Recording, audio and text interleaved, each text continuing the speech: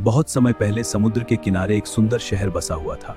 यह शहर समुद्री यात्राओं और बड़े जहाजों के लिए प्रसिद्ध था। समुद्र की लहरें इस शहर की जिंदगी का हिस्सा थीं। इसी शहर में गुलिवर नाम का एक लंबा और साहसी व्यक्ति रहता था। उसे समुद्र को देखना और यात्रियों की कहानियां सुनना बहुत पसंद था। हर दिन वह समुद्र के किनारे खड़ा होकर दूर तक जाती नावों को देखता। रात के समय गुलिवर अपने कमरे में बैठकर यात्रा की किताबें पढ़ता था। वह दुनिया और नए देशों के बारे में सोचता। उसे लगता कि दुनिया में कई रहस्यमयी जगहें छिपी हुई हैं। एक दिन समुद्र को देखते हुए गुलिवर ने एक बड़ा फैसला लिया। वह खुद समुद्र यात्रा करेगा, अनजान दुनिया को समझेगा। उसका दिल उत्साह और रोमांच से भर गया। कुछ दिनों बाद एक बड़ा जहाज लंबी समुद्री यात्रा के लिए तैयार हो रहा था। नाविक जहाज पर सामान चढ़ा रहे थे और कप्तान आदेश दे रहा था। गुलिवर भी इस जहाज में सवार होने के लिए पहुंच गया। गुलिवर उत्साह के साथ जहाज पर चढ़ गया। उसे लग रहा था कि यह यात्रा उसकी जिंदगी बदल देगी। समुद्र का रोमांच अब उसके सामने था। यात्रा के शुरुआती दिन बेहद शांत और सुंदर थे। नीला आसमान और चमकता समुद्र मन को खुश कर रहे थे। गुलिवर इस सफर का पूरा आनंद ले रहा था। गुलिवर अक्सर जहाज के डेक पर खड़ा रहता था। समुद्र की ठंडी हवा उसके चेहरे को छूती थी। वह दूर तक फैले पानी को देखकर सोचता था, दुनिया कितनी विशाल और रहस्यमयी है। रात के समय समुद्र और भी शांत हो जाता था। आसमान में असंख्य तारे चमकते रहते थे। गुलिवर उन्हें देखते हुए सपनों में खो जाता। उसे लगता कि उसकी यात्रा कुछ खास होने वाली है। लेकिन एक रात अचानक मौसम बदलने लगा। आसमान में काले बादल घिर आए। समुद्र की लहरें धीरे धीरे उग्र होने लगी। एक भयानक तूफान आने वाला था।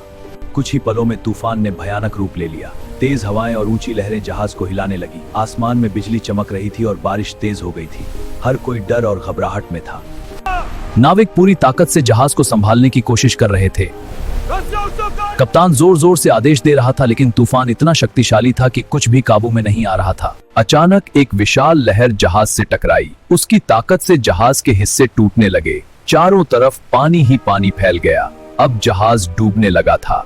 कुछ ही क्षणों में जहाज समुद्र में डूबने लगा। नाविक अपनी जान बचाने के लिए इधर उधर भाग रहे थे। चारों ओर चीख पुकार मच गई थी। मौत का डर सबके चेहरे पर साफ दिखाई दे रहा था। गुलिवर भी जहाज से गिरकर समुद्र में जा पड़ा। तेज लहरों ने उसे इधर उधर फेंकना शुरू कर दिया। वह खुद को संभालने की कोशिश कर रहा था, लेकिन हालात उसके बस में नहीं थे। गुलिवर अपनी पूरी ताकत से तैरने लगा। हर लहर उसे और कमजोर कर रही थी। उसकी सांसें तेज हो गई थीं। थकान धीरे धीरे उस पर हावी हो रही थी। आखिरकार गुलिवर की ताकत खत्म हो गई। उसकी आंखें धीरे धीरे बंद हो गईं। वह बेहोश होकर समुद्र में तैरता रह गया। किस्मत उसे कहीं और ले जा रही थी। सुबह की हल्की धूप में गुलिवर किनारे पर पड़ा था। समुद्र अब शांत हो चुका था। लहरें धीरे धीरे रेत को छू रही थीं। गुलिवर अभी भी बेहोश था।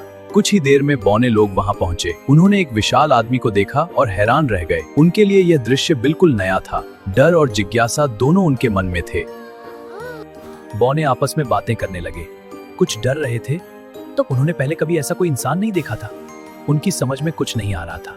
कुछ बौने तुरंत राजा को खबर देने के लिए दौड़ पड़े। वे तेजी से अपने शहर की ओर भाग रहे थे। उनके चेहरे पर डर साफ दिखाई दे रहा था। उन्हें जल्दी से यह खबर पहुंचानी थी। राजा अपने महल में बैठा हुआ था। तभी बौने सैनिक उसके पास पहुंचे। महाराज, एक बड़ी घटना घटी है। हाँ महाराज, हमने सब देखा। बताओ जल्दी। एक राक्षस महल में घुस आया। राक्षस? यह तो चौंकाने वाली बात है। राजा को विश्वास नहीं हो रहा था। एक इतना बड़ा आदमी उनके देश में कैसे आ सकता है? उसने इसे एक खतरे के रूप में देखा और तुरंत फैसला लेने का सोचा। राजा ने आदेश दिया कि उस आदमी को बांध दिया जाए। वह नहीं चाहता था कि कोई खतरा बढ़े। सुरक्षा सबसे जरूरी थी। सैनिक तुरंत आदेश मानने निकल पड़े। सैकड़ों बौनों ने मिलकर गुलिवर को बांध दिया। उन्होंने रस्सियों और जंजीरों का उपयोग किया। उनके लिए यह बहुत बड़ा काम था, लेकिन उन्होंने हिम्मत नहीं हारी। कुछ देर बाद गुलिवर की आंखें धीरे धीरे खुली। उसने खुद को जमीन पर बंधा हुआ पाया। वह हैरान और परेशान हो गया। उसे समझ नहीं आ रहा था कि यह सब क्या हो रहा है।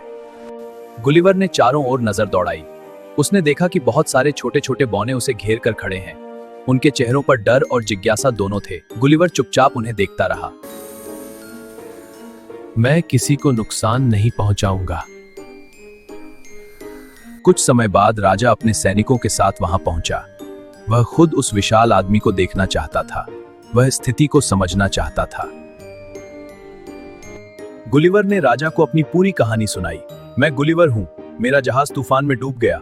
मैं गलती से इस देश में आ गया। उसकी बातों में सच्चाई झलक रही थी। राजा गुलिवर की बातें ध्यान से सुन रहा था, लेकिन उसे अभी भी पूरी तरह विश्वास नहीं हो रहा था। इतना बड़ा आदमी उसके लिए अजीब था।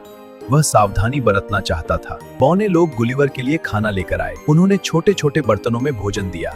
धन्यवाद मेरे छोटे मित्रों। गुलिवर ने शांति से खाना खाया और उनका धन्यवाद किया। राजा ने अपने सैनिकों को आदेश दिया कि गुलिवर को आजाद कर दिया जाए, यह हमारा दुश्मन नहीं है। धीरे धीरे गुलिवर ने उनकी मदद करना शुरू किया। वह भारी पत्थरों को आसानी से उठा लेता था। बौने उसकी ताकत देखकर हैरान रह जाते थे। उनका डर थोड़ा कम होने लगा। गुलिवर ने उनके टूटे हुए पुल को ठीक किया। वह बड़े ध्यान और सावधानी से काम कर रहा था। बौने लोग उसे ध्यान से देख रहे थे। अब उन्हें उस पर भरोसा होने लगा था। बौने बच्चे गुलिवर के पास खेलने लगे।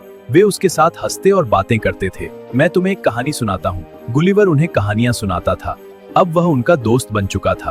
राजा अपने सैनिकों से गुलिवर के बारे में जानकारी ले रहा था। गुलिवर का व्यवहार उसे अच्छा लगा। अब उसका संदेह धीरे धीरे खत्म हो रहा था। उसे लगा कि गुलिवर सच में अच्छा इंसान है।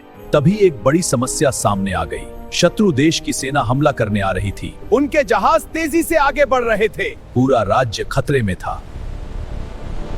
राजा ने तुरंत गुलिवर को बुलाया। उसने उससे मदद मांगी।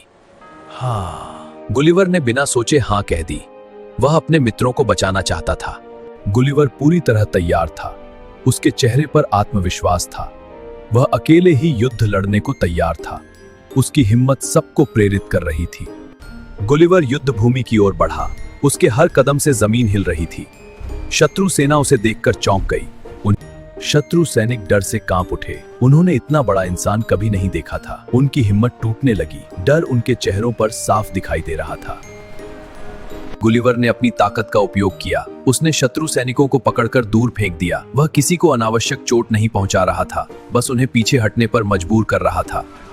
उसने शत्रु की नावों को भी उलट दिया। समुद्र में अफरा तफरी मच गई।